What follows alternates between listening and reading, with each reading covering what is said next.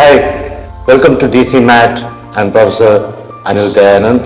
Here in Visual Arts, we have many departments which teaches sculpture that I'm looking after.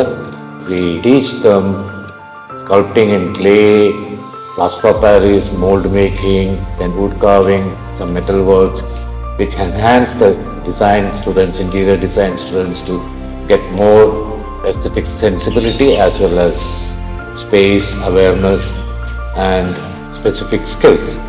Apart from this, we have other subjects to contribute like graphic design, 3D design, engineering graphics, plus architectural drawings.